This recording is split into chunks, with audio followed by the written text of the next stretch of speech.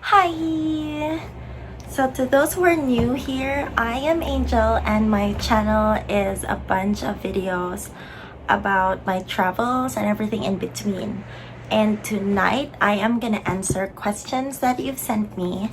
But before that, I want to thank everyone who sent me their questions because I did not expect this much questions and I'm really thankful. Thank you so much. However, because I cannot post videos over an hour on YouTube, I decided to cut the Q&A into two parts. So first will be the get to know me questions, and then the second part will be travel and about relationships and stories about my relationship right now.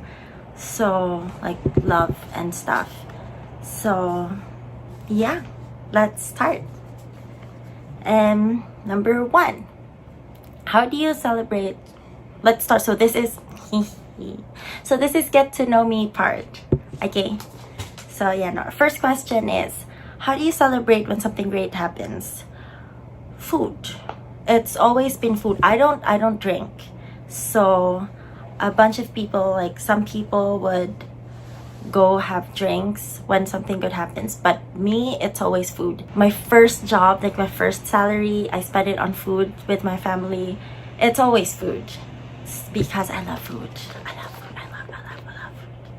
So two, do you enjoy spicy food? Yes, I do, but only to an extent, because there are like some spicy food that are like, it would hurt your tongue.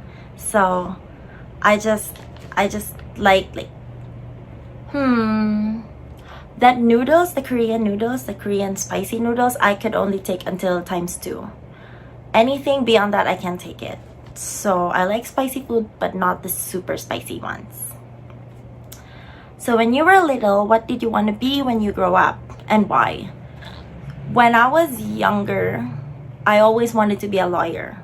I don't know why, because I don't know anyone in the family then that was a lawyer, and I think I was too young to actually watch movies about law and all that. So I really don't know why I wanted to be a lawyer. And I am a planner. So once I know what I want, I take steps towards it. So when I was in grade school, until I graduated grade school, I was a member of the debate society at school. And before I graduated, I actually became president of that society. But after I played The Sims, I forgot about being a lawyer. I wanted to be a designer since then. So there you go. I first wanted to be a lawyer, nothing else. Anyway, next. What songs have you completely memorized? A lot. I cannot tell you exactly how many. I don't think anyone could tell you exactly how many songs they have memorized, but I was trained for theater when I was 12. I went with the Songspell Foundation. It's like a theater group in Davao City, and we went to the States for 5 weeks to for a bunch of shows around in different states in the United States. That sounds weird, but yeah. So, and then during college, I joined the Glee Club. It's called the Octaves. It's the engineering and architecture Glee Club in college. So that means I have songs memorized in the show tunes area. I have pop in my head, like Taylor Swift, Kesha, Katy Perry, Lady Gaga. Those are the kinds of songs I was always assigned to. So yeah, I have a bunch of songs memorized and I like it. Next, karaoke bar, are you up for it? What's your song? Of course I'm up for it. I love singing and I always wanted to karaoke, and it's one of those things that I missed so much during the lockdown because I like karaoke so much and we don't have a karaoke machine here at home. And you can sing anytime, but it's just nice. It's different when you're at a karaoke bar and you like to have the microphone and you feel like you're in a concert and all that. But what are my songs? You could play any Taylor Swift, I'll sing it. It depends on who I'm with in the karaoke. If I'm with like people who like show tunes, like James, I could sing show tunes. If I'm with Lawrence, it's mostly Whitney Houston, Celine Dion, Christina Aguilera. When I'm with like my friends who likes pop, that's when I sing like the Kesha, Katy Perry ones. And then when I'm with my relatives, I usually sing OPM, the original Pinoy music. So it's like Sarah Geronimo, MYMP, Nina. So I have a different set of songs for the karaoke depending on who I go with. I actually have a playlist on Spotify called Repertoire, and every time I just block out like, what do you want to sing next? I just look at that playlist and then I know what I want to sing next. Shh, but it's not a secret anymore. Anyway. Do you like the real world or the online world, and why?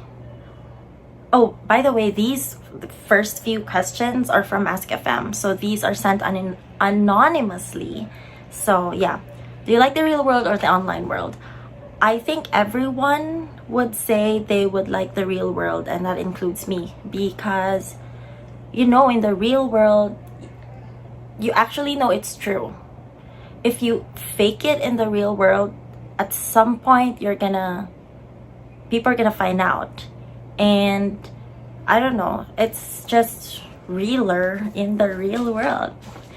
Because in the online world, there are a lot of fake people and then a lot of pretentious people. And you just don't know if people are talking to you because they wanna communicate with you, be friends with you, or they want something else. Like, I'm gonna talk to you now so you'd follow me, or I don't know what else they want. So there are no like actual real connections, I think, or it's very difficult to find actual real connections in the online world. Next, have you kept your distance from what? I'm not really sure what this question means, but I would just say that I always keep my distance from toxic situations or like chaotic situations, because I cannot deal with it. I don't know if that makes me weak or what, but every time every time something bad happens or something happens that I don't want to be part in anymore, I just walk out. So when I'm fighting with people, I just like, bye, I'll see you later, I'll just sleep or whatever, because I can't take chaos. Oh, I feel like that's a bad thing, but that's who I am. I'm sorry. Yeah, so those are the questions that were sent anonymously. And then we go to the questions that are sent on Instagram, Facebook, and YouTube. I have one comment from YouTube to like asking me a question, and I'm really happy about it because I didn't expect that. Anyway, first on Facebook and Instagram. It's from Anna on Facebook, Annalena Daptar. She's my sister. What is your favorite makeup brand? Any advice to have that Hamis skin? Hamis is like flawless. Like I said at my teaser.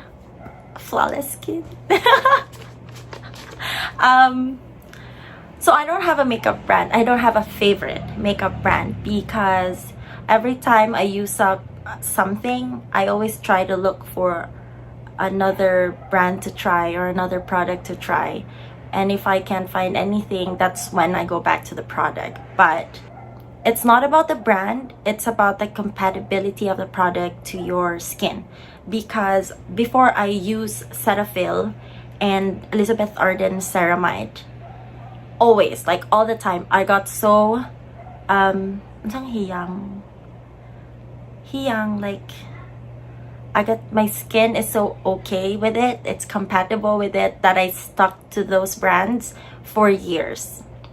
and it's always just Cetaphil and Elizabeth Arden until I started to get breakouts. So I was so confused why, because I'm okay with the product, and then I go to my dermatologist and I was told that these products are for dry skin because I had dry skin before, and then I think my skin healed or something, that I'm into the normal to oily skin now, and I'm still using products for dry skin, which makes my oily skin more oily. That's why I started breaking out. And then he told me you should look for products that are for your skin type. So that's when I started looking for products again.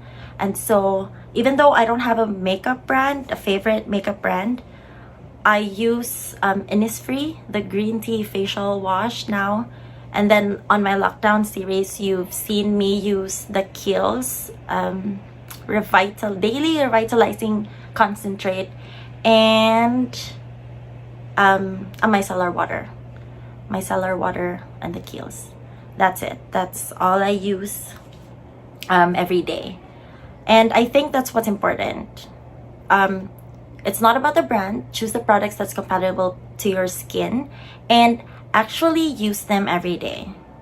Don't skip on washing your face, and don't ever sleep with makeup on, which is easier for me because I don't really wear makeup. I just like use my lipstick and all that, so it's easier said than done for others. But yeah, it's not about the brand. So yeah, that's my advice. That's my advice to get flawless skin. I have flawless skin. At least my sister thinks so. So I'm gonna celebrate that. Next is from Molly on Facebook. Molly Johnson on Facebook. She's my friend. Kaya ni mo na water lang inumun for 1 week? Can you drink just water for 1 week?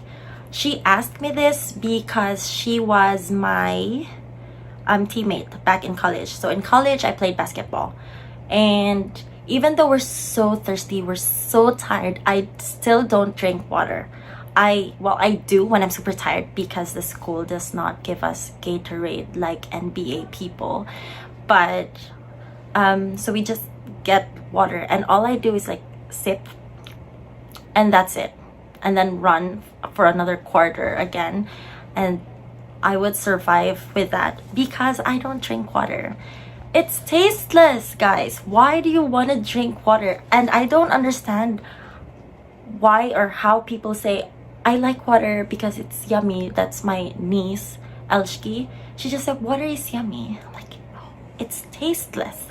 And I don't know, I've always had flavored stuff, like flavored water, like lemon infused water. So what I use as water, what I drink as water every day is my tea. Hot tea, iced tea, tea latte, or whatever. But it's always tea. Right, like recently I'm into the black coffee now because like Nescafe Gold, that one that you saw when I made the lockdown video. But yeah, I don't drink water. So right now I'm just gonna say I can't. Can you drink just water for 1 week? I can't do that. I still can't. I drink water now like a glass a day, barely, but at least I can take water now. But progress. Maybe soon I am gonna be able to drink just water for a week. Next, still from Molly. Top 3 Taylor Swift songs and why?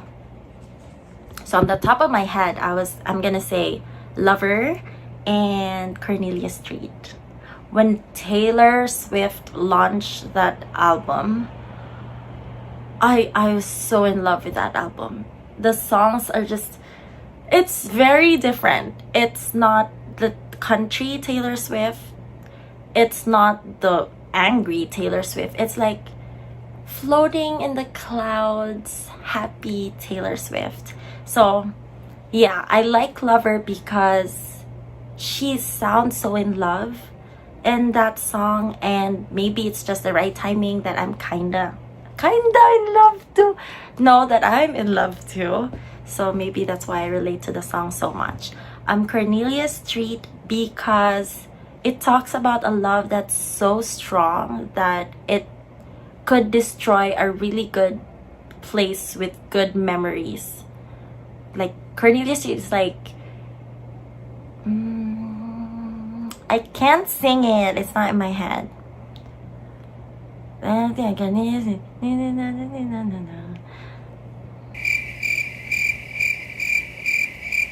I can't remember. I'm sorry. I was gonna sing it, and anyway, but it's like I like traveling.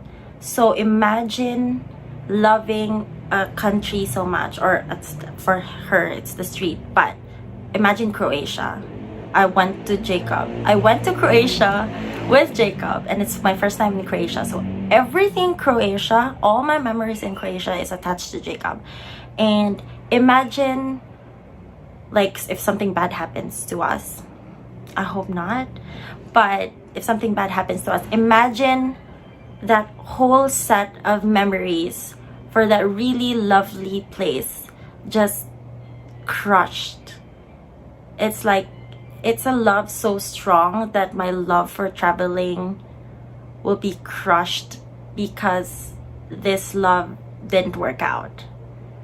So it's like, imagine how like deep and big that love is, that it actually crushes a whole country.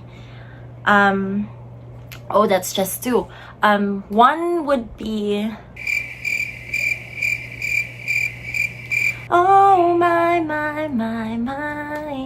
Mary's song. I like Mary's song because it's a story of like childhood friends. I think they started as friends and then got together, still together when they were teenagers, and then until they spent, I was 87,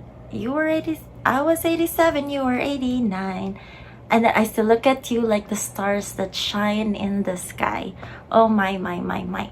So it's like love that's endless, that never fades, and that's just like a really good thing, having love that never fades. Like, you love the same person this as much as you loved him or her from the very beginning, if not more, and that's just super sweet.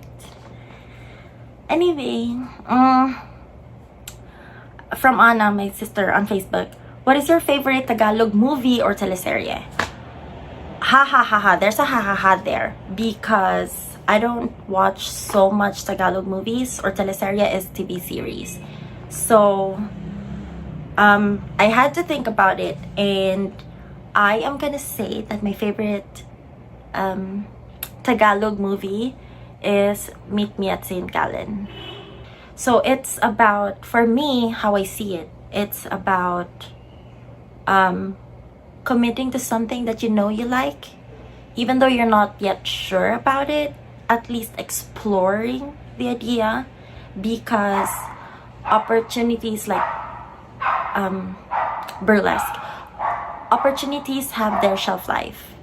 You can't just expect it to be there waiting for you when you're ready, because it's like they said, it's worse to not try something than to fail at it, because not trying is automatically a fail. So just go for it, just commit to the idea and figure things out on the way, I think. Next. You can only choose two, so which will it be? Beauty, brains, wealth, or fame? Well, that's kind of easy. Beauty and brains, of course, because if you have beauty, you're gonna be famous, because you're gonna be like become a model or a celebrity or something. That's gonna be easy for you if you have like really beautiful face. And then brains will make you wealthy. Like, imagine Bill Gates and Mark Zuckerberg. They're like nerdy in there. So if you have beauty and brains, you are gonna have wealth and fame eventually. Just know how to use that beauty and know how to use that brain. Next, this is the question from YouTube, and yeah, I like it because I really didn't expect comments from YouTube. So This is from Liam. Can you describe the greatest moment of your life? What's the greatest moment of my life? Greatest moment of my life, like when I'm super happy. Probably graduating interior design, because I studied interior design immediately after I graduated architecture. So, and there are things that happened in between those two things that made me super sad, and I think that's gonna be one of the questions. So, graduating from SOFA for interior design, I had a medal, a special mention medal. It's there. And although I did not make it to like the required grade to be a valedictorian or whatever, like an honor student, they gave me a special mention medal because I guess I did something right there. And I really grew so much from the 4 years that I spent in SOFA. And the graduation just, I think, confirms or just gives me hope that I could be better, that I am enough, and that there are a lot more for me in the future. So I think, yeah, that's my greatest moment, when you get recognized for something that you don't really expect, and it's also for something that I really enjoy doing. So I think that's my greatest moment. What else? So this is done. So let's go to like the deeper questions.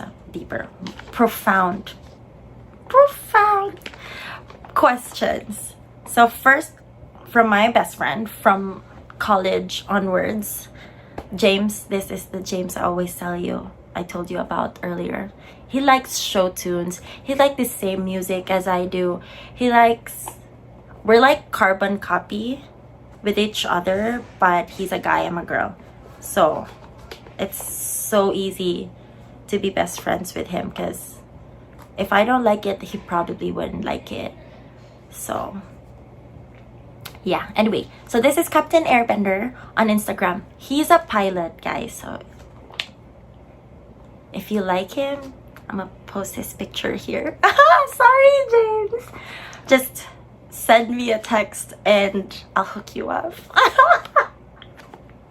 Anyway, what is your biggest regret? This was a Miss Universe question, and I feel like I would have the same answer as that girl, whoever that is. I don't have regrets. Well, on top of my head, I could think of a couple things that I would say I would rather not do, but I did anyway.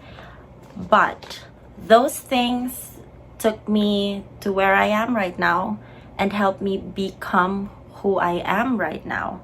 And during those times, doing those crazy things that I regret now, I was happy. I had fun. So I can't really regret something that made me happy. That's just wrong. So I'm just gonna say that I don't regret anything, because I'm thankful for everything that has happened to me, good and bad, because I learned lessons from them, and yeah, they made me happy. So no, I don't have regrets. Next, Anna, my sister again on Facebook. What is your greatest fear? My greatest fear would probably be not being able to achieve my dreams. Like career-wise, should I admit it? Okay, fine, I am. I think every designer dreams of this. It's just, maybe not a lot of people admit it because, okay, I'm not gonna speak for other people, but I don't want to admit it because I'm scared, or I'm gonna be embarrassed if I don't actually achieve it, right? Because if you like tell everyone your goals and then at some point, or like you die or whatever, and not being able to achieve that, people would know that you have not achieved your ultimate goal.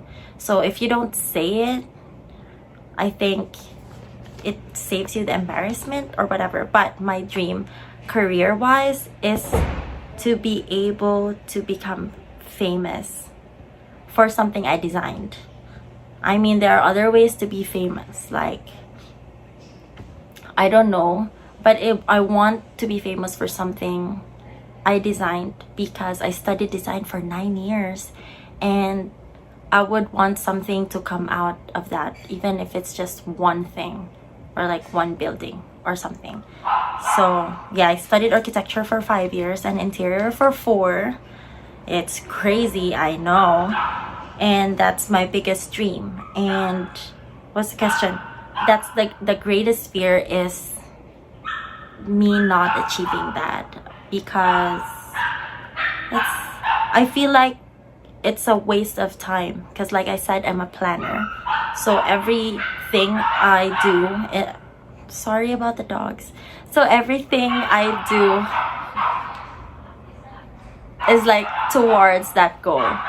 So if I don't actually get there to that goal, I feel like I wasted all this time trying. I might not achieve it because I run out of time, maybe because I'm old and or I get sick. Please God, no. That's why I always try to be take care of myself, because I still have not achieved my dreams yet. It's always that in my head. Or because the worst part is, oh my God, the dogs are crazy. The worst part is not being able to achieve my dreams because I'm not good enough, or because I'm not as good as I thought I am, which is like, it hurts more, right? But yeah, that's my biggest fear, because I don't want to waste time, I guess. Anyway, what's the greatest fear you've overcome and how? This is from Irene de la Piedra on Facebook. She's my cousin. I told you from the teaser, I forced family and friends to ask me questions. And yeah, so the fear that I've overcome, I would say, is being alone. Not like relationship-wise alone, but physically being alone. Because I was a really shy girl growing up. And Patrice, I know you're not gonna agree with that, because my friend Patrice thinks I'm not really shy, but I am, especially with strangers. So yeah, how did I overcome it? Now I don't care. I don't really mind being alone, because after graduating architecture, I went straight to Manila, which is a 2-hour flight from Davao, my hometown, and spent the next 5 years there to go to school to study interior design. And I think that's how I overcome it. I went there and I was alone the whole time, except for like occasional visits from my parents and my family and friends. But most of the time I'm alone, and I don't have a choice. I don't have anyone to call. I have no one there. That's when I started walking around the mall by myself, until I didn't mind eating alone by myself. And then I just did everything by myself, and I was okay with it. So I guess, how do you overcome that? How do you overcome your fears? Is just dive into a situation where you can't look back. No turning back. So it's just, you're there and you can't do anything. You just have to deal with it. And then you're just gonna like adjust and make it your new normal or whatever, because that's what happened to me. So yeah, see, adventures. Next, this is from Instagram, from Gilbert on Instagram. When did you pass the ALE? Oh, ALE is the architect's licensure exam. After you study 5 years of architecture, well, at least here in the Philippines, after you study 5 years in architecture, there's you have to go you have to do a 2-year apprenticeship before you can take the boards. You can choose to take the boards immediately after that, or enroll to a 6-month review class. What I did though, after studying 5 years and finished that internship apprenticeship, I reviewed for a year. So I passed the architect's licensure exam January 2015. So you can kind of compute how old I am. I'm just gonna say it, I'm 29 right now.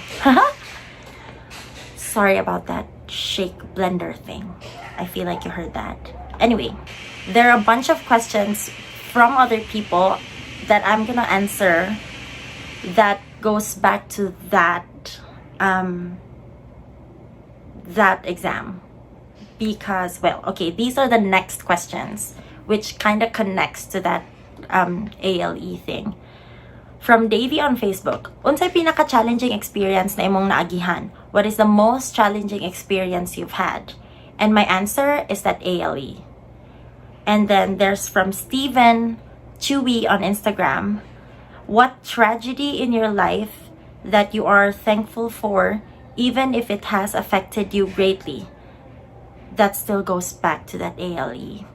And so this is why. Why does it go back to that ALE? Because pinaka-challenging experience. I am blessed enough, I'm just gonna say this, I am blessed enough to not have a challenging life like other people. So this might be petty for you, or like, but this is the most challenging for me because I was hurt emotionally. So when I passed the ALE, I reviewed a year for it. Some people don't even review. Some people do the 6-month review. I did the year. I did the 6-month review twice with different review centers. And so I was super confident that I am gonna top the board. I'm crazy confident like that. But I didn't. I was a point behind. So I'm not sure, but let's just say the top is at 83 point whatever, like 0.7. I got 82.7. I'm not sure of the actual grades, I forgot, but I am a full point behind the top 10. And it destroyed me. I was devastated because my parents believed in me so much that they really thought I am gonna top it. Not like top 1, I wish, but yeah, I was gonna be happy with 10th, but it's okay. So that was the most challenging I had, because when the results came out, I didn't even look at the list of passers, because I know in my heart that I passed that exam. I went straight to the list of top 10 people and my name wasn't there. I don't know why that night no one's at home, but my parents are gone, my sisters are gone. I was just there with my cousin and I just cried. I cried so hard, and I can't even compare it to anything else that happened in my life. It was the worst experience ever. Like, I don't know, thinking you're good enough for something and then you get slapped in the face that you're not. And yeah, that's the most challenging experience for me. And this also answers Steven's question, that what tragedy in your life that you are thankful for even if it has affected you greatly. It's a tragedy because I was like super down, super sad. I'm not gonna say depressed because they said that's a clinical word or whatever. I'm just gonna say I'm devastated. It destroyed me from the inside. And however, I am thankful for that because even though I wasn't proud of myself then, because I knew I could do better, my parents, my family were still proud of me, to the point that they thought I should throw a Thanksgiving party. And I was and I was crying because I really think I don't deserve it. Why throw a party? For me, it's like I did not achieve the goal that I set for myself, so why throw a party? I mean, you can't throw a Thanksgiving party for something you have not achieved or you haven't done. But I guess that made me realize that I don't have to be... What? I guess that made me realize that I don't have to be perfect for my parents and my family to be proud of me. I don't have to be great. I just have to, like, I don't know, be myself, and it's gonna be enough for them. So yeah. Also in that party, crazy, I'm sorry. Also in that party, I realized something else about my friends and all that, because I told you I was a shy person and I don't have a lot of friends. So when we decided to throw that party, when we decided to throw that party, we started like inviting people, and I was so scared that no one will show up from my friends, or like, I know my relatives would go, but friends and classmates, I don't think they would. And some people, when they threw a party, like the morning of the party day, they just like have their makeup done, be pretty, take photos. I did all that, except the whole time that was happening, I was texting people like, guys, my party's tonight at 8, please come, it's gonna be fun, and all that. Like, I really have to make sure, or like invite people so hard, because I don't think they're gonna show up, because I don't have like a lot of close friends really. So I was so scared that my party's gonna turn out and it's gonna be empty, because I don't know, I just have that feeling that I don't have enough friends. And then the party came and they actually showed up. So I think it's tragic, like the ALE thing was tragic for me, but I was thankful for it, because I realized two things: that I don't have to be perfect for my family to be proud of me, and that there are a lot of people that actually care about me. And that's a really good feeling, because I've always thought that the ones I talk with, like my close friends, are my only friends, and they're the only ones who care about me, and that I'm just like a passive shadow for the rest of the world. But because they came to the party, I feel like people actually care, and yeah, I'm thankful for that. So let's be happy again. Crazy. This is from my sister Anna on Facebook. How do you deal with your inner demons? So to be honest, I googled what are inner demons, because I'm not sure what they are really. Like, I hear them all the time and I have that concept of what it is, but just to make sure. So I got inner demons is something that holds you back, like on how you like live your life. And I think my inner demon has always been based on like answering all those previous questions. I realized that my inner demon is not the fear of not being good enough.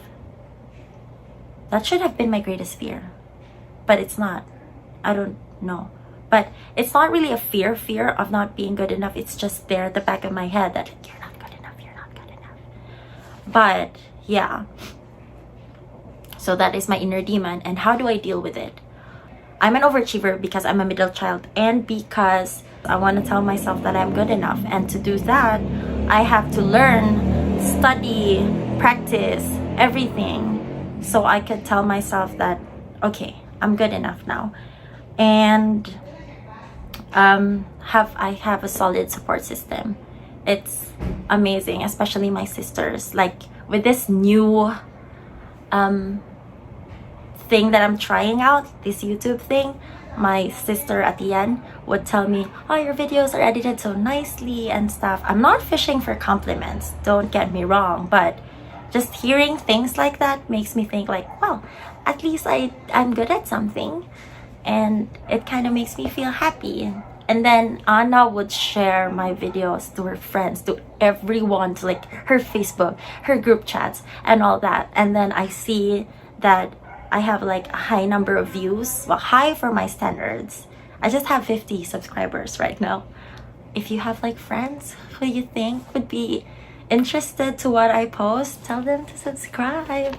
But yeah, I just have 50 subscribers right now, and then I see a lot of views. I'm like, yay! So like people like what I'm doing, so it kind of makes me happy too. And then there's Jacob, who I should like learn from him the way he cheers on for me, because I feel like I have this thought of not being good enough because my ambitions, my dreams are like all the way up there, and I measure myself based on that ultimate goal, which I know takes time.